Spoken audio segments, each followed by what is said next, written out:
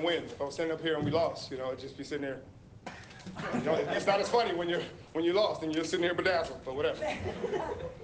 2 picks on the day ain't bad.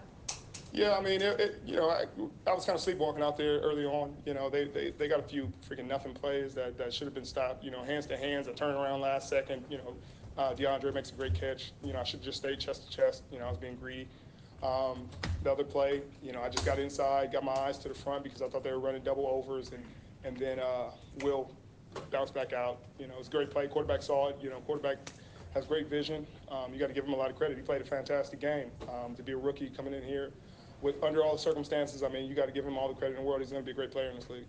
What does it say about this team, the resiliency of this team to come back? Oh, it's awesome, man. And you got to give all the credit to our offense and the way they fought down the stretch, the way they executed down the stretch.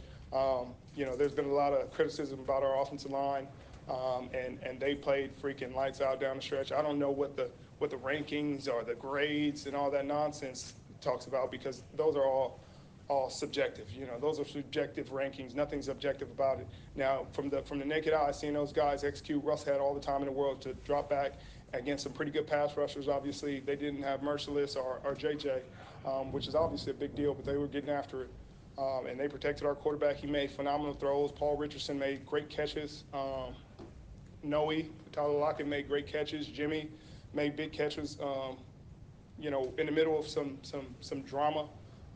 There's fake reports out there saying we're trading Jimmy Graham. He has to deal with that kind of stress, which is untrue. Thankfully, our GM and our head coach come out and they're very transparent about everything and kind of put those to rest, because he's a great player and a great teammate, and he's played that way this season. But, yeah, like I said, they deserve, our offense deserves all the credit in the world. They won this game for us. You speak about the resiliency of your unit. They had a lot of big plays in the passing game, and yet. Yeah, I mean, they freaking made big play after big play. The kid was using the same formula Russell does. He was in the pocket, avoiding, had great pocket presence. Once he stood up, he found the open man, hit the open man. But I would guess I would hope our group is resilient. We got a lot of veteran players who've been through a lot. And thankfully we made plays when we needed them. Earl's pick six started the game off right. We gave up that play early in the game that we shouldn't have. Just kind of lackadaisical in the first half, to say the least. But he came back with a pick six, and the rest is history. I mean, you got to give them credit. Their offensive coordinator, their quarterback, they executed. Overall, what do you think of the play of the secondary? Sorry, give me that. So overall, what do you think of the play of the secondary for you guys today? I think we're great. I think we're fine. Some of those plays, you extend the play 7-8 seconds. I'd have to go back and look at it, but I'm sure it's cutting across the field this way, cutting across the field that way. It's hard to play man coverage when you have to deal with that. But I think overall we're a great group.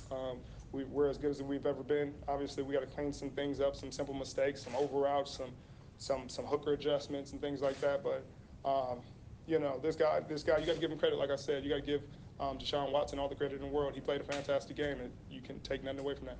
To get your first pick of the season and do it against the Texans, which you had that pick six a bunch of years ago. I would have loved it to be a pick six this time too, but our coaches tell me to go near sideline, and we're having an argument about this right now because I'm a cutback runner. And if I had cutback, they're like, I get to the sideline, they're like, why didn't you cut it back? I'm like, well, okay. So you guys tell me all my career, all 30 of my picks, man, you shouldn't cut back. Come on, near sideline. I go near sideline. You guys like, man, you should have cut that one back. What happened to the cutback? But it's nice, it kind of get your monkey off your back, to get the first two out the way. Still trying to do what I can to help my team. That's all that matters in the end. But it's nice to have some success catching the ball. What did you see on Earl's pick six? Well, we had read it perfectly. I mean, I was in man-to-man coverage. It was a simple route. It was a special, is what we call it. But it's basically a over by number 3 when he's the speed guy, which was DeAndre. And we both were locked on it. But Earl was the robber, so he's free. He can rob whoever he wants. He can rob my guy. He can rob the next guy. And he locked on to when Earl is free. That's probably one of the more dangerous people to ever let rob a play, because he can get to that play. And if the quarterback would have moved his eyes back to the next man, he probably would have got there too. So Earl had a great read on it. He didn't have a man to cover, so he just studies film. Earl is probably obsessed with studying film. I mean, there's nobody who studies it more than him. And he read the play all the way, and it was a great play. It was everything that he saw in film and that he practiced. Richard, today you've gone against Russell in practice for 5 years now. Um, did today feel like you're going against Russell out there? Yeah, I know how other teams feel now. We definitely know how other teams feel. There was a play in the red zone. I think it was like the last touchdown, the play before the last touchdown when they got down to the 3, and we sent pressure, and I mean, 3 or 4 guys touched him. We came butt naked, scot free at the quarterback. He was poised though. He's back there just like A-Rod is, ducked under one, stepped back from another one, spinned off another one, and hit the open guy. I mean, has there ever been a rookie to do that? It'd be hard to find. I mean, maybe Vic from time to time. He was very special in the pocket, but it wasn't like he was getting out to run. He was getting out to look up and find an open guy. So I think he's going to be a special player in this league. He made plays that very few people in this league, including the top tier guys, could have made. Another guy you go against in practice, Paul Richardson. What's it like to finally see him healthy all season? Oh, it's freaking awesome. It's awesome to see him do what we have to deal with every day.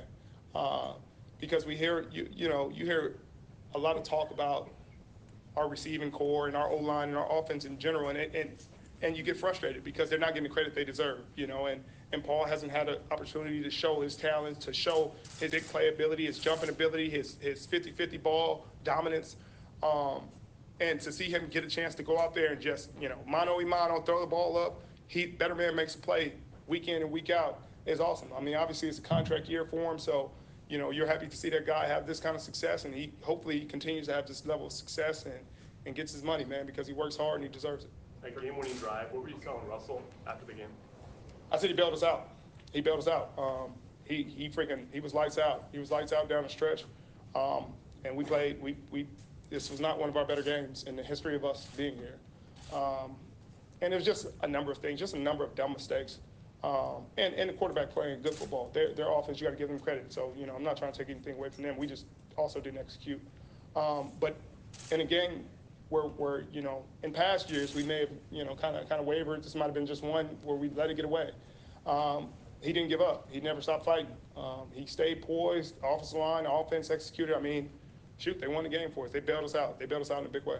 Did they attack you guys deep more than you had expected? Not really. I mean, you got to try something. He was just tossing a couple of them up. Like the one we fell asleep at the wheel. That was a mistake. The one with DeAndre Hopkins, I could have easily made the play, just freaking made a mistake. But he made plays, We're happy when they try us deep, because we know eventually you're going to have to pay, and that's when you get 3 interceptions in a game. After some low-scoring games, you guys have said, when the time comes, the offense will pick you guys up. How confident are you that this was coming? Oh, we see them practice every day. We see our offense practice every day, and they execute at a high level. And, every game you watch, and it's just a game of inches. It's maybe the receiver is missed by, a hair, from a 70-yard bomb. And today that wasn't the case. Today it was just freaking lights out. Russ was hitting him on the numbers, on the helmet, on the screws. Jimmy was, he had a kind of off game last game. He was lights out today, just freaking catching everything in front of him. It's a combination. I mean, even freaking shoot, what am I thinking of right now? Trey Madden, sorry. Trey Madden, I mean, what was that, a 70-yard play, 60, 70-yard play? That's huge.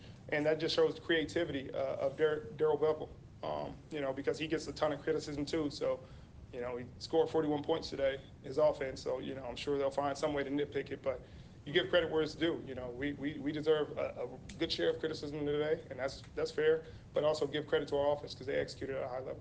Can you recall a time when the ball came to your side of the field as much as it did today?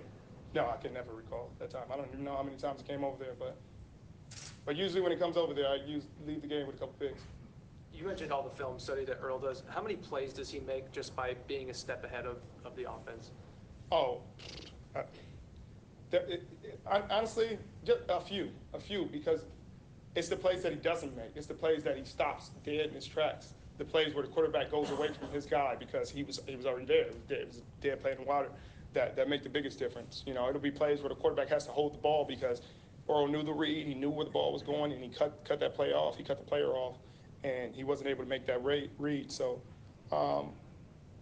it's the things you don't see mostly that he should get credit for. But obviously playing in our defense, he'll probably never get the credit he deserves. You know, I'm sure there were 2-3 years. You know, I'm sure this will be another year where he should win Defensive Player of the Year, but they'll give it to somebody with a bunch of tackles and, you know, whose team is not in the playoffs or something like that, because apparently they don't treat Defensive Player of the Year like they do offensive. Offensive, you got to be on like a great offense, and you know, if you're not on a great offense, you're not winning MVP of our league.